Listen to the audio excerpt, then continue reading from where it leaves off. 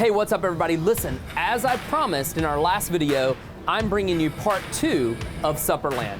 Now, I gotta give you a warning. If you didn't see our first video on Supperland, I want you to stop. Do not go any further. Go to our channel, check out part 1 so that you know what is coming. Now, let's get on to the good stuff. Part 2 of our video at Supperland. Let's get inside and let's get to cooking.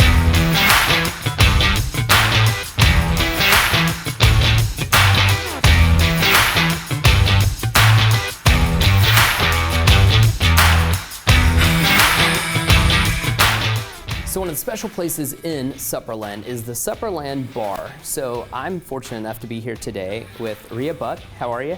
Great, how are you? Doing good. So she's the bar manager here at Supperland. What goes into the program here at Supperland to be what it is today? We have one of the best bar programs that I've ever worked with by far. All of our bartenders are top notch.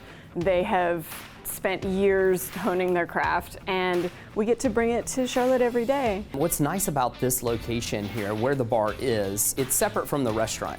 So tell me how that works, because obviously you have people in the restaurant that are ordering drinks.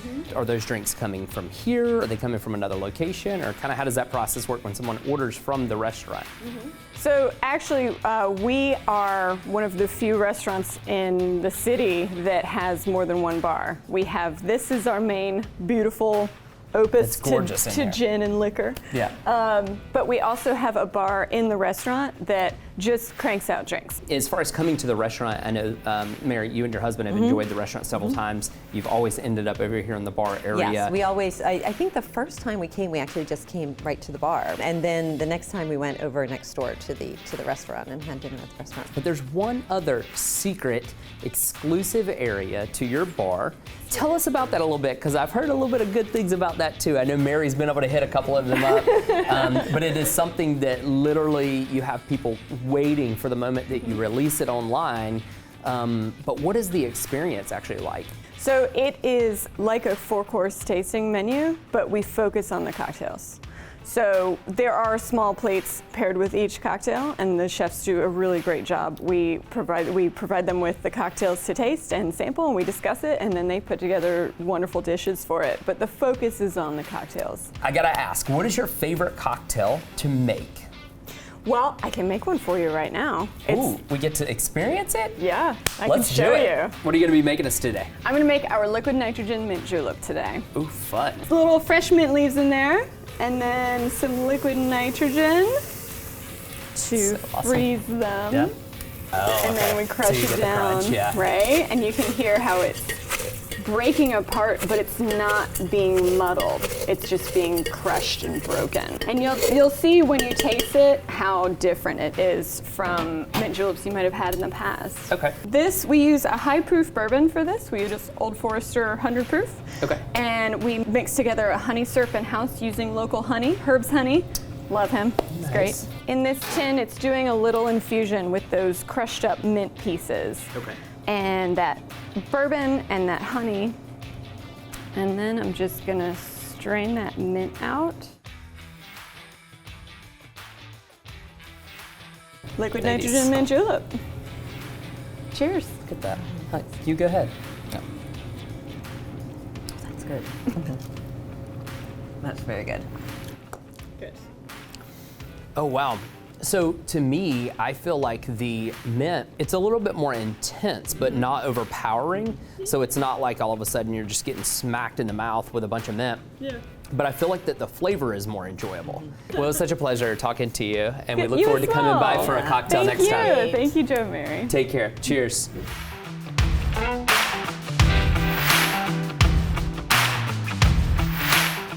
Now we're actually gonna take you into the kitchen at Supperland to see why it's different and why your experience when you come to Supperland is gonna be like something you've never seen in Charlotte. I'm so proud to be here with the executive chef, Chris Rajinsky. How are you today, Chris? Oh, I'm doing great. How are you doing today? Good, man. Hey, you know what? We got a lot to talk about. You have been with the team for quite a while. Yes. When you got here, what was really your role when you first got here and leading up to opening? So when I first got here, my biggest role was kind of research and development, finding new cuts and new ideas and how can we present this great steakhouse in a fun, different way. So a lot of times if you go to a steakhouse, you just get one steak and you'll have one side and you eat about half of it and you're stuffed. Our idea was to take a steak a little bit bigger, shingle it, and serve a bigger style side. So, our broccoli is probably enough for 1 or 2 people. Same thing, carrots. But me and you would sit down and split a ribeye, but we'd also split a couple vegetables too. Yeah. One of the things that stands out about you all is cooking over wood versus cooking over gas up here. Yes. Tell me a little bit about that process in the kitchen. So cooking over wood is a totally different process. It took us probably about 3 or 4 months to kind of get used to it. It's a much hotter, much more high intensity heat. If we look back there now, you see the guys have everything rolling about 3:30. That fire won't be ready to cook on until around 5. So we're not cooking on open fire. We're going to let that go down the coals and then cook on the straight coals. It'll give us a more even heat, but it'll also give us a more radiant. Temperature is so important in what you all are cooking. How do you regulate that? So the biggest way to regulate it is we have these pulley systems up here. So they will pulley up and down, and that will control how far the grate is away from the fire. So what we'll do is if we need something really hot, we will lift it up, scrape a bunch of coals into one concentrated area, then lower the grate back down. So it'll be screaming hot in that area, sear it, and then we can move the coal bed a little bit over and then finish cooking it over here. So it'll get less color, but it'll still keep cooking. You consider yourself a steakhouse, right? Yes. What does that menu, kind of a high-level overview, look like? So we have 3 prime cuts at all times that we all butcher in-house, which is the biggest thing that I feel like makes us a prime steakhouse. I care as much about my vegetables as I do my steak. Like when we learned how to make broccoli, we took 6 weeks on making broccoli. We took 6 weeks on making carrots.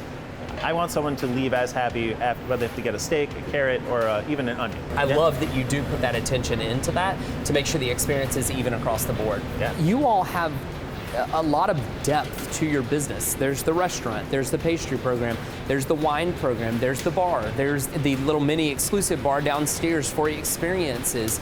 How do you keep up with all that? Yes, just staying organized, and I can't do it without my sous chefs, the guys who support me and my staff.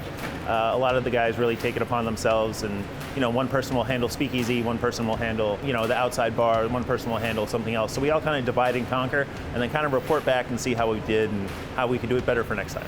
Very nice job, and hats off to you and the leadership that you're providing as well. Hey, how are we doing this evening? Hello. Here we are. Here's our miso mac and cheese. So we get all of our miso from Asheville. It's the same latitude line as where they produce miso in Japan. We just thought it'd be a fun addition to make our mac and cheese extra special. And here's our 7-layer salad. So it's kind of a kitsch on like a 7-layer that you'd go get at a potluck. And here we have probably our #1 seller. These are sausage gravy croquettes. So we make and grind all of our sausage gravy in-house, make them into balls, fry them, and then top them with our house-made pickled red onions.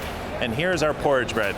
Our porridge bread is made with Anson Mills grits and einkorn. We grind up in the flour. It's a 3-day process. And then we have cultured beet butter with some Maldon finishing salt on top. One bite, everyone knows the rules.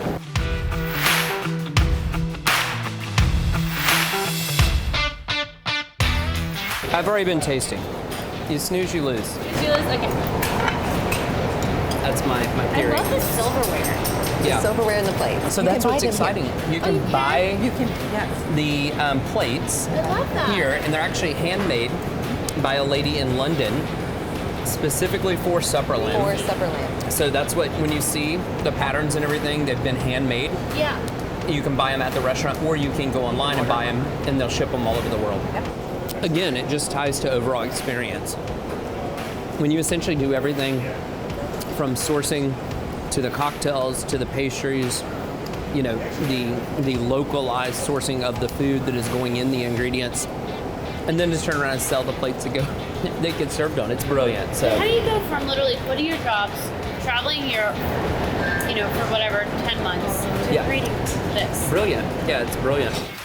Wow, I'm stuffed. Hopefully you enjoyed this video and all that we saw today while touring in part 2 of Supperland. Again, friendly reminder, if you didn't see part 1, go back to our channel, check out part 1. There's so much to do here at Supperland. It truly is a destination where you are guaranteed to have an amazing experience. If you enjoyed today's video, don't forget to like and subscribe and leave a comment below at what your favorite dish was that you would love to try.